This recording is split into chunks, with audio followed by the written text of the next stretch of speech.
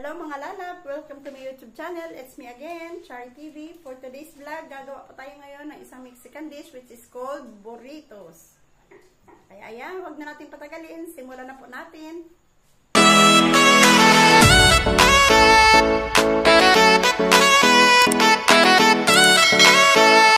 First, we have to brown our beef. Ayan guys, sorry kasi medyo na late po akong pag-vlog sa kanya. Ayan, medyo nag-brown na po itong ating beef. Prepare naman natin ang mixture na ating ilalagay sa ating beef.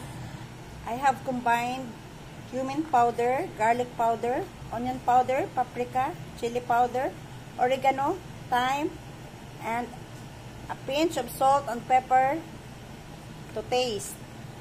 Andito na po lahat ng ating ingredients na i-mix na po natin ito.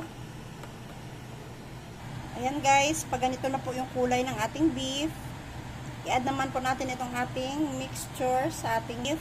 Ito yung mga combined mixture natin.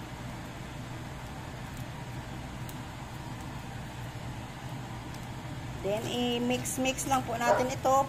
Mix lang po natin ito para mag-combine po ang lahat ng ating nilagay na mga timpla. Mag-totally mix ang ating mga spices na nilagay. Mag-add pa tayo dito ng half cup ng water. Then, mix lang po natin siya.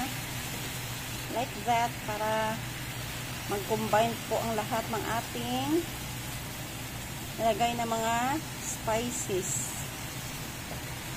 Para malaman natin kung tama na po ba yung kanyang timpla. Ayan, tignan po natin. Tikman po natin siya. Kunti lang po. Okay na po yung kanyang lasa.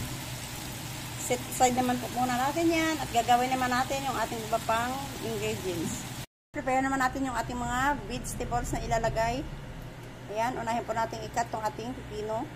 Meron po tayo ditong dalawang pipino, tomatoes,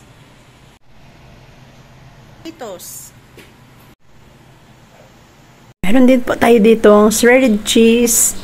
Here, a store-bought tortilla wraps. Let's heat our Mexican wraps. Few minutes in each sides. And then flip it over to the other side. Then take it off to the heat. The next another few minutes. Then flip to the other side.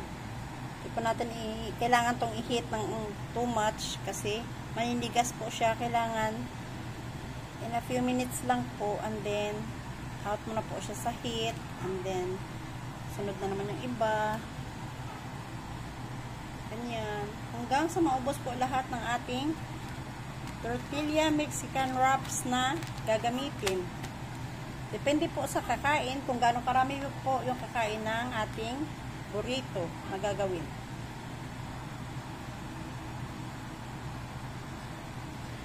And now, let's assemble our burritos. First,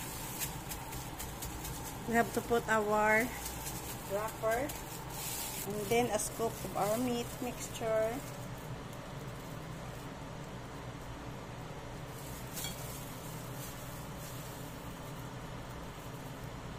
Add some additional veggies.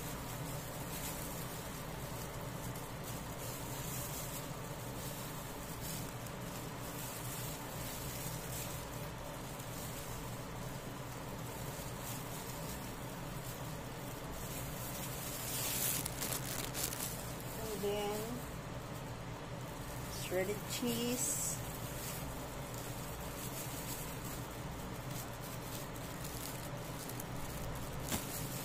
and then wrap.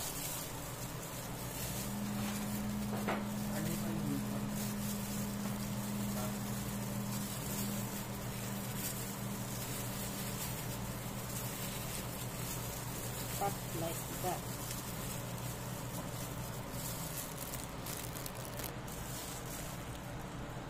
Put some mixtures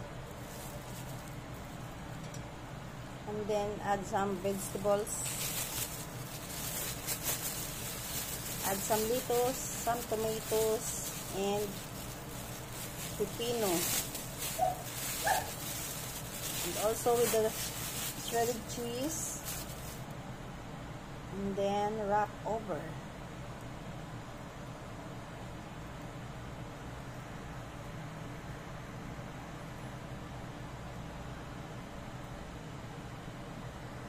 it's done. And i-repeat lang natin yan hanggang sa matapos po nating ma-roll lahat ng ating burritos. And this is my final product of beef burritos. Ayan, nakagawa po tayo dito ng 10 piraso. Ayan po siya. Thank you for watching, guys.